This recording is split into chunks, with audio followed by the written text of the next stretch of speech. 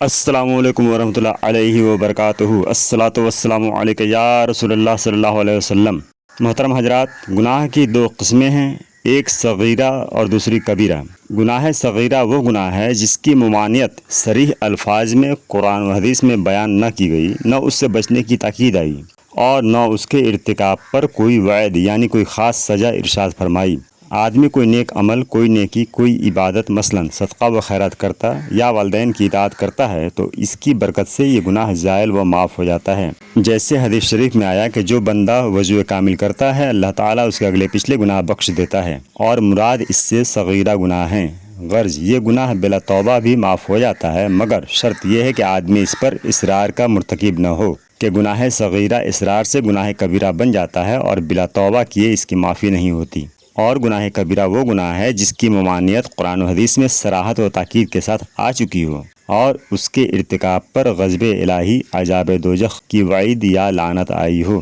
گناہ کبیرہ کے ارتکاب کا ضرر و وبال آدمی کو بھگتنا پڑتا ہے، اس لیے گناہ کبیرہ سے آدمی خالص توبہ و استغفار کیے بغیر پاک نہیں ہوتا، البتہ وہ مسلمان ہے اور جنت میں جائے گا، خواہ اللہ تعالیٰ محض اپنے فضل و کرم سے اس کی مغفرت فرما دے، یا حضور صلی اللہ علیہ وسلم اور اس کے مشائخ کرام و پیران اعظام کی شفاعت و سفارش کے بعد خداوند تعالیٰ اسے بخش دے، یا اپنے کیے کی کچھ سزا پا کر وہ بخش دیا جائے۔ بہرحال وہ جنت میں جائے گا اور اس کے بعد کبھی جنت سے نہ نکلے گا۔ یہ وعدہ خدا کا وعدہ ہے، اور خدا سچا، اس کا قول سچا، اس کا وعدہ سچا۔ یاد رکھیں، گناہ کی دو صورتیں ہیں، ایک بندے کا وہ گناہ جو خالص اس کے اوپر اس کے پروردگار کے معاملہ میں ہو، مثلا کوئی نماز چھوڑ دی، کسی دن کا روزہ چھوڑ دیا۔ اس قسم کے گناہوں میں اتنا ہی کافی ہے کہ آدمی سچے دل سے توبہ کرے، یعنی جو کر چکا اس پر نادم ہو، اللہ تعالیٰ کی برگاہ میں گڑ گڑا کر اسے معافی چاہے، اور آئندہ کے لیے اس گناہ سے باز رہنے کا عزم بالجزم یعنی قطعی پختہ ارادہ کر لے، اور جہاں نماز روزے کی قضا لازم تھی اسے ادا کرے۔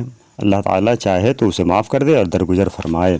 دوسرے قسم کے وہ گناہ ہیں جو بندوں کے باہمی معاملات میں ہوں، کہ آدمی کسی کے دین، آبرو، جان، مال، جسم یا صرف قلب کو آزار و تکلیف پہنچائے، جیسے کسی کو گالی دی، مارا، برا کہا، غیبت کی، یا کسی کا مال چرایا، چھینا، لوٹا، یا رشوت، سود، جوئے وغیرہ میں جھپٹا۔ ایسی صورت میں جب تک وہ بندہ معاف نہ کرے بارگاہ الہی میں بھی معاف نہیں ہوتا۔ لہٰذا اس قسم کے گناہوں میں جن کا تعلق بندوں سے ہے، توبہ مقبول ہونے کے لیے اس کا معاف کرانا ضروری ہے، کہ جب تک صاحب حق معاف نہ کرے گا معافی نہ ملے گی۔ محترم حضرات، یہاں یاد رکھیں کہ توبہ کی اصل رجوع اللہ ہے، یعنی اللہ تعالیٰ کی فرمانبرداری و اطاعت کی طرف پلٹنا، اور اس کے 3 رکن ہیں، ایک گناہ کا اعتراف، دوسرے گناہ پر ندامت، تیسرے گناہ سے باز رہنے کا قطعی ارادہ، اور اگر گناہ قابل تلافی ہو تو اس کی تلافی بھی لازم ہے، مثلا بے نمازی کی توبہ کے لیے پچھلی نمازوں کی قضا پڑھنا بھی ضروری ہے، اور جن سے مال ناجائز طور پر لیا اور دبایا ہے ان کا مال انہیں واپس کرنا لازمی ہے۔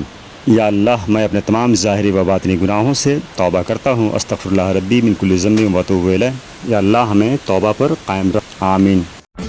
اگر ویڈیو پسند آیا ہو تو لائک و شیئر کریں، اور اسی طرح کے مزید ویڈیو کے لیے ہمارے چینل رجا اسلامک آفیشیل کو سبسکرائب کریں۔